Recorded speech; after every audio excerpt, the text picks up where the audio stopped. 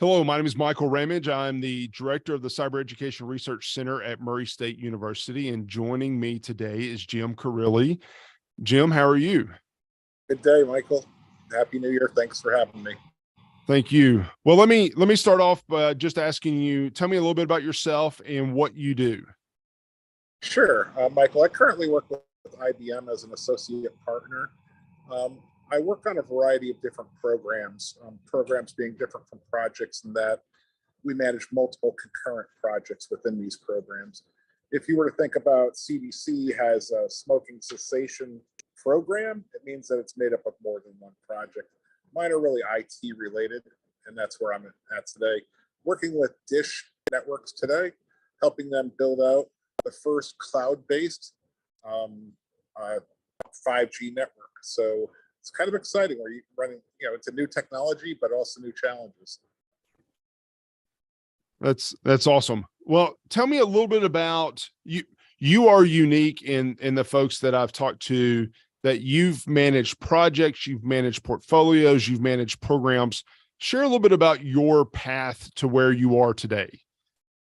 Sure. I started off as a software developer long time ago, working with General Electric. I was introduced to General Electric through their management systems program.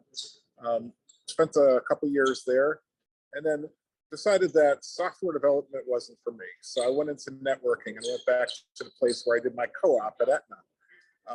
When I was doing that, I was starting to find out that there's a lot of things going on and we do a lot of things the same way. Isn't there a better way to do this, to organize it, to structure it? Then I learned about the Project Management Institute, PMI, and their various different methods and so on. So I became a PMP. Then I ran some projects, and then over time, they asked me to run multiple projects. So I became a PGMP to run programs. And then when I was working with the government as a contractor, they asked me to run multiple programs as a portfolio manager, and I got my PFMP, a portfolio management professional. So I've kind of run the gamut. My career path has kind of been the same, as I just described, as from project to program portfolio. And we kind of go back between portfolio and program quite a bit now because there's a little blurring of the lines with scaled agile. That's awesome. And I tell you, in the project management, program management world, PMI world, there's a lot of credentials that you have that I've looked at that I probably need to do that at some point. And you've done a lot of those. In your experiences, whether it's with IBM where you're at now, or even a previous or organization, share a cool project management story. Maybe it's the most exciting project that you've worked on. Maybe it's a specific experience, but just share a cool story. Sure. I've worked for three of the big four. I've worked for KPMG, for Deloitte, and for PwC. But this one actually was when I was in between jobs with those. I took on an independent role as an independent contractor with Carnival Corporation. And Carnival, as you know their primary brand, Carnival, but did you know that there are actually 9 different brands and 105 ships? They're around the world. So they own the Holland America, Princess line, a variety of other lines. And what they wanted to do was they were outsourcing their internet services. So on shipboard services, ship to shore, using satellite. We're not pulling a cable behind us, right? So using satellite services. So with they asked me to run a program to one, change out the satellite dishes, the big ball on the ship, and also change out the internet service to an in-house service for the Princess line and the Holland America line, which was about 35 ships. And I think what was neat about it was I started off as a program manager, but I learned quickly that it was smart to be close to the work as a program manager, because the project manager for Princess actually won the lottery. and they left. I mean, you hear about this happening, but you just don't know that it's really going to happen. So I fly up from where I live in Tampa up to Juneau, Alaska. And I go, okay, what's going on? How can I help? I'm thinking I'm going to be there for a week. I ended up spending 3 months in Alaska. So you never know what opportunity is going to come up. I mean, so because the timing, because of the cost, because of the importance strategically to Carnival, we couldn't wait around and hire somebody else and train them and all the rest of that. So I just took on the role of program manager and project manager for the Princess Fleet. And what was kind of cool about that was I get on Juneau, get off on Whittier, get off, see the Hubbard Glacier on my way by, get back on the ship, take it south to Seattle and see the Hubbard Glacier again and all the shoreline along Canada's coastline and whatnot. And I think what was cool about that was not only the fact that I got to see Alaska, I was on a cruise ship, I was staying in guest quarters for free, but it was the people. The people on cruise lines are just, they're in that mode of customer service, that customer oriented. So everything was just a happy day, such a nice day. And, even when we got it wrong and we had to roll it back on one of the ships, everybody's like, that's okay, we'll get it the next time.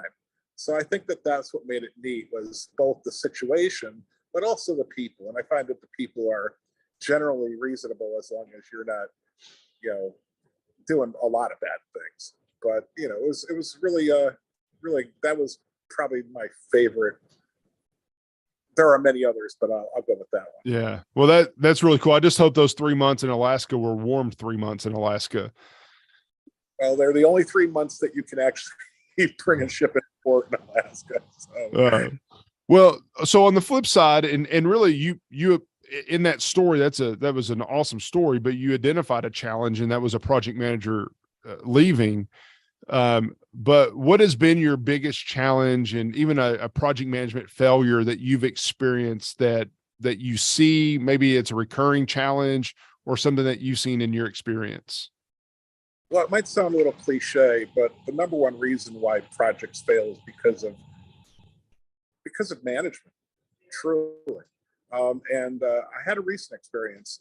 As it failed completely, not completely, but an organization I was working with at the last project, I don't want to say their names, was trying to build out a technology roadmap. And they had about 60 different vendors they were working with. But management kept on saying things like, well, we don't want to be held to a plan. We want to innovate. That's the kind of management support that's not helpful in order to reach that goal. So that just kept on culminating in, we want a roadmap, but we don't want a plan. And so we tried to build out the roadmap, but every time we did that, people would come to the meetings and say, management's not really supporting this effort. They're supporting something else. So therefore, I'm going to focus on that. So, there's the, hey, this isn't going right, but hey, we need to recover because the customer at the end of the day is paying for our time. So, we brought forth a conversation with the customer. The reality was that the people didn't have enough time, nor were they skilled appropriately. We're asking engineers to write plans. And so we ended up solving it by bringing in some scrum masters, some project managers, and a couple of other people. But it could have gone 100% south, in part because we had the wrong people, not the wrong people. We had people with the right engineering skills, but not the right planning skills. And they weren't comfortable with that. And we also had management kind of undermining the whole thing. But once we brought it to their attention, they said, oh, I didn't realize we were doing that. So I think it's just a matter of communicating, bring everything full circle. And if you're not seeing management support, find out why not. Find out what else is the motivation factor for people. If people only do what they're rated on, if I'm rated, I'm going to get a bonus based on doing this, and you want me to do that, I want my bonus. So that's kind of the things I've learned through that. Yeah, well, I think that's very true, and I certainly have seen that as well. My last question for somebody that's a student in one of our programs that's just thinking about getting into project management, just getting started in this area, what piece of advice would you give them? That's a great question. I think the best thing find something you love and stick with it. If you're inquisitive, if you love something, you're going to do a better job at it than anybody else, because you're going to learn more about it. You're going to work harder to be good at it, and you're going to want to be there and do that every day. If you find out this isn't your thing, find out what is, because at the end of the day, the person who this thing, who this is their thing, they're going to do better at it than you, and you're going to be frustrated. So really just kind of find out what your thing is. Try a bunch of things.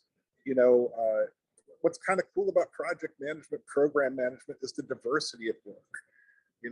We're always working on something new. We're always in a different city. In fact, I'm in Boston today.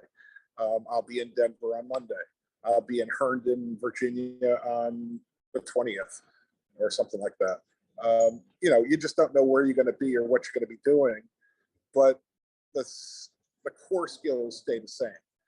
Be patient, be respectful, and really listen and respond to what's being asked, not what your agenda is. And that will always help people be successful. I think that's a great piece of advice. Well, I really appreciate your time today. Thank you very much for joining us, and in safe travels. It's great seeing you again. You take care. All right, thank you. All right.